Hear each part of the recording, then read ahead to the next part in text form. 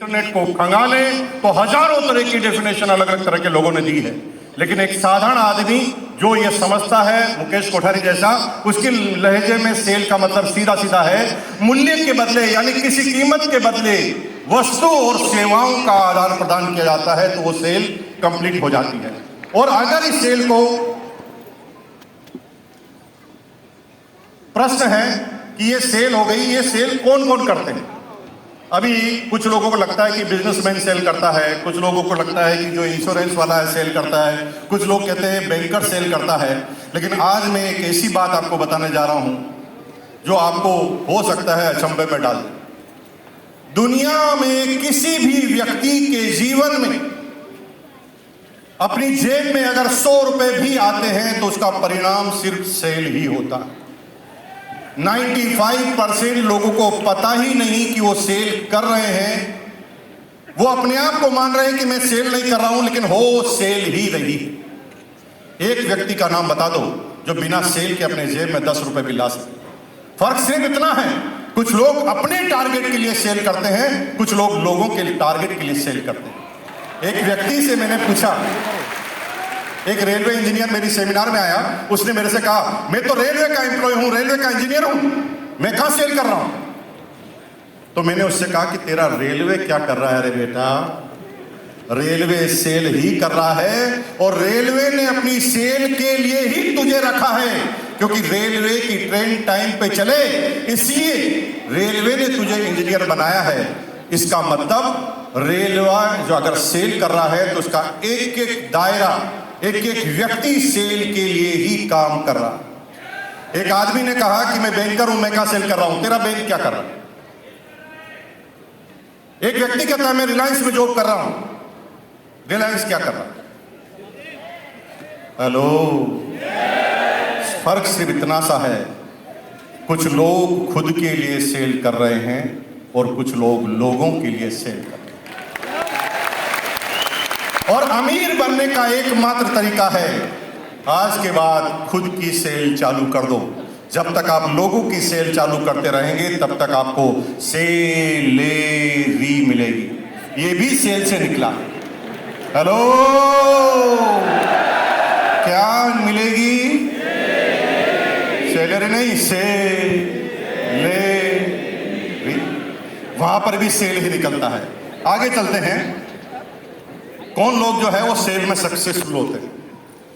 हालांकि अगर आप इंटरनेट को खंगालेंगे, दुनिया की किताबों को खंगालेंगे तो सिंपल सी बातें हैं, मैं इसके ऊपर बहुत ज्यादा लंबा समय नहीं लूंगा, लेकिन सीधी सीधी बात है कि अगर सेल को करना है तो दुनिया में हर व्यक्ति या दुनिया की हर वो व्यक्ति, कंपनी जो सेल में टॉप पर गई है, उन्होंने सबसे पहले ग्राहकों को समझने की कोशिश की, ग्राहकों की मेंटलिटी को समझने की कोशिश की है।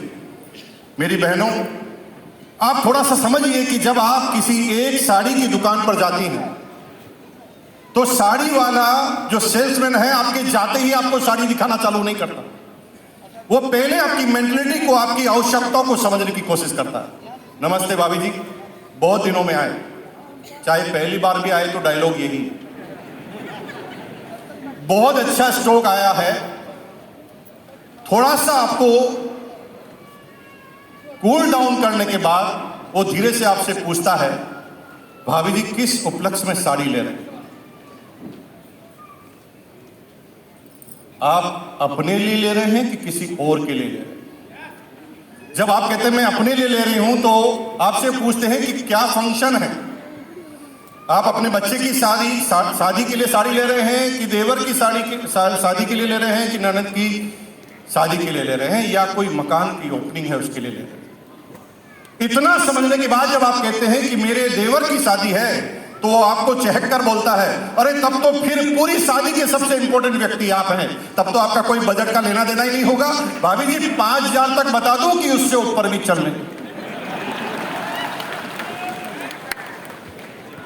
तब आप कहते नहीं कोई बजट का इशू नहीं है, बताओ।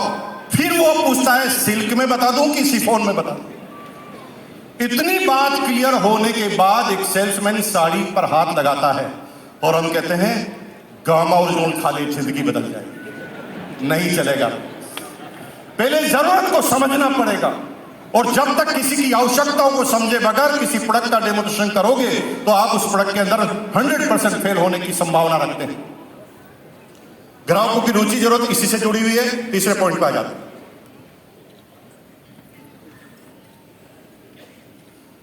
किसी भी प्रोडक्ट को तब तक मत बोलो जब तक उस प्रोडक्ट का आपके पास नॉलेज ना हो, क्योंकि दुनिया में राय देने वाले 1000 व्यक्ति मिलेंगे। अगर किसी आम आदमी से पूछो कि भाई वजन बढ़ गया है, कम होना है, क्या करना पड़ेगा, तो वो कहेगा भूखा रहना चालू कर। और जब आम व्यक्ति की तरफ बात करोगे तो प्रोडक्ट कभी सेल होंगे ही। आपको एक एक्स्ट्रा ऑर्डिनरी, एक स्पेशलाइज्ड पर्सन की तरफ बात करनी पड़ेगी सेल करने के लिए, और कुछ ऐसी जानकारियां शुरुआत में रखनी पड़ेगी जो उसने जीवन में कभी सुना नहीं।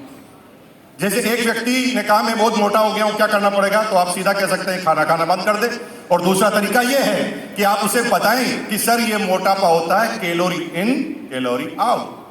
जब वो पहला वर्ड सुनता है तो वो आपको बहुत ध्यान से देखता है कि ऐसे वर्ड वो सुन रहा है, और तब वो आपको स्पेशल प्राणी मानना चालू करता है। और जब किसी व्यक्ति पर आपको बिलीव होता है तो आप अपने जीवन को न्यौछावर करने के लिए तैयार हो जाते हैं। हेलो,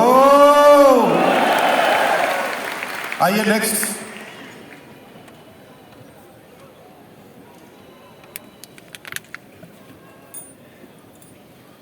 नाइन्टी 90% लोग सेल करते वक्त उनके दिमाग में यह होता है कि बस मेरा टारगेट पूरा हो जाए, इतने का माल भेज दूंगा, इतने का मेरा कमीशन आ जाएगा, या इतना सेल करा दूंगा तो मेरी ये पिन आ जाएगी। और यहां से जब स्वार्थ से सेल चालू होती है तो वो लॉन्ग टर्म कभी हो नहीं सकती, कभी भी वो लॉन्ग टर्म नहीं हो सकती। आपको ग्राहकों के जूतों में पैर डालकर देखना पड़ेगा कि उनकी प्रॉब्लम क्या है, और जब तक उनकी प्रॉब्लम के अनुसार, उनकी ग्राहकों की समस्याओं के अनुसार आप बात नहीं करेंगे, ग्राहकों की प्रॉब्लम के या ग्राहकों की कठिनाइयों के अनुसार काम नहीं करेंगे, तो आप उसके अंदर ज्यादा सफल नहीं हो पाएंगे। चलते हैं नेक्स्ट।